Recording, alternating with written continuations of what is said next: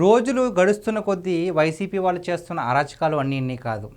రోజు ఏదో ఒక విషయం, కొత్త విషయం బయటకు వస్తూనే ఉంటుంది. కాకపోతే నిన్న తిరుపతిలో చోటు చేసుకున్న సంఘటన నా హృదయాన్ని బాగా కలిచివేసిందండి. అసలు ఏం జరిగింది అంటే, వైసీపీ నేత అయినటువంటి మాజీ టీటీడీ చైర్మన్ భూమా కరుణాకర్ రెడ్డి గారు ఉన్నారు కదా, వాళ్ళ అబ్బాయి అభినయ్ రెడ్డి గారి అనుచరులు అనమాట. వాళ్ళు ఏం చేశారు, ఒక బైక్ షాప్ పెట్టారు. బైక్ షాప్ పెట్టి అద్దెకిస్తూ ఉంటారు బైక్స్ని. సో ఆ బైక్స్ అద్దెకిస్తారు కదా, ఒక పవన్ కుమార్ అనే ఒక దళిత యువకుడు వచ్చి బైక్ తీసుకెళ్ళాడు. బైక్ తీసుకెళ్ళి 20 days దాకా కూడా అద్దె ఇవ్వాల. సో ఈ అద్దె ఇవ్వలేదని చెప్పేసి వాళ్ళ ఫ్రెండ్స్తో ఉన్నాడనమాట పవన్ కుమార్, ఎక్కడో ఉన్నాడు. అక్కడి నుంచి తీసుకెళ్ళిపోయి ఒక రూమ్లో పెట్టేసి ఫైబర్ లాఠీతో చెత్త కొట్టాడండి. మామూలు కొట్టిన చోట కొట్టి కొట్టి కొట్టి అంటే ఆ వీడియో చూస్తుంటే నాకేం మొత్తం అంతా హృదయం పగిలిపోయిన, నా గుండె పగిలిపోయినంత బాధ వస్తుంది. ఎందుకంటే ఒక్కడిని చేసి అంతమంది ఉండి టప్ అని కొట్టడమే. ఓకే, ఆ అబ్బాయి బైక్ పట్టుకెళ్ళాడు, 20 days పట్టింది, నిజంగానే డబ్బులు ఇవ్వడం అబ్బాయి తప్పే కాదంటలే. కానీ ఇంతలాగా టార్చర్ చేయాల్సిన అవసరం ఉందా?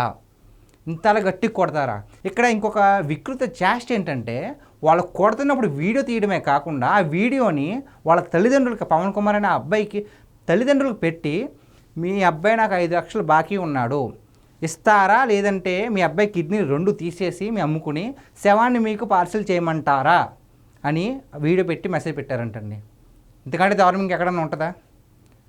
ఏమో ఇప్పుడు దాకా అబ్బాయిని వాళ్ళ తండ్రి కొట్టాడు కూడా మనకు తెలియదు.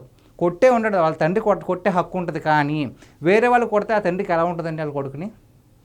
ఎంతటి వికృత పైశాచిక ఆనందం పొందుతున్నారు. ఆ పరిస్థితుల్లో మనం ఉంటే ఎలా ఉంటుంది మనకి? వాళ్ళ కొడుకుని కొట్టేసిందే కాకుండా వీడియో పంపుతారా? ఇలాంటి దుర్మార్గమైనది కేవలం వైసీపీలో మాత్రమే చోటు చేసుకుంటుందండి, ఇంకెక్కడే కాదు. ఒకప్పుడు దారుణాలు, దోపిడీలు, హత్యలు, ఇలాంటి కిడ్నాప్లు ఎక్కువ నార్త్లో వినేవాళ్ళం. లేదు, ఇప్పుడు మన ఆంధ్రప్రదేశ్ బాగా పాపులర్ అయింది. అందులో వైసీపీ నాయకులు, వాళ్ళ అనుచరులు కావచ్చు, లేకపోతే వైసీపీ నాయకులే కావచ్చు, వాళ్ళు ఇంకా ఎక్కువైపోయారు.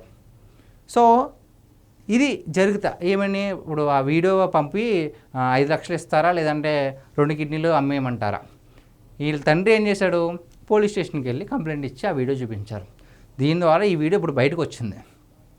సో అంటే నాకు చాలా బాధ అనిపిస్తుందండి, ఇలాంటి వాళ్ళని ఏం చేయలేమో మనం అని. సో దీని మీద హోంమంత్రి అనిత గారు ఏమి స్పందించారో ఒకసారి చూద్దాం. వైసీపీ రాక్షస మానవత్వానికి ఈ దాడులు నిదర్శనమని హోంమంత్రి వంగలపూడి అనిత అన్నారు. రౌడీ రాజకీయం చేస్తుంటే కూటమి ప్రభుత్వం చూస్తూ ఊరుకోదు. ఈ ఘటనకు పాల్పడిన వారిని ఎప్పటికీ అదుపులోకి తీసుకున్నామని, దీని వెనక ఉన్న సూత్రధారులను కూడా వదిలేది లేదని హెచ్చరించారు. ఇప్పుడు దాడి చేసిన వారిని పరామర్శించేందుకు పులివెందుల ఎమ్మెల్యే తయారవుతాడా అని ప్రశ్నించారు. ఏమో, దాడికి గురైన వాళ్ళ దగ్గరికి వెళ్ళరండి, గ్యారంటీగా వెళ్ళరు. దాడి చేసిన వాళ్ళ దగ్గరికి వెళ్తారు, గ్యారంటీగా నాకు తెలిసి వెళ్తారు. ఎందుకంటే జగన్మోహన్ రెడ్డి గారు ఎప్పుడు కూడా బాధితుల్ని ఓదార్చరు, బాధ పెట్టిన వాళ్ళని మాత్రం ఓదారుస్తారు. అలాంటి వాళ్ళకి కావాలి, ఎందుకంటే రౌడీ రాజకీయం చేయాలి కదా. అలాంటి వాళ్ళైతేనే జగన్ గారికి బాగా ఇష్టపడతారు. సో ఇంతటి వికృత రాజకీయం, ఆ వీడియో చూసి నాకైతే చాలా అంటే చాలా బాధ అనిపించింది guys.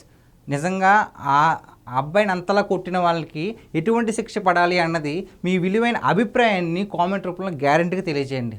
Thank you so much.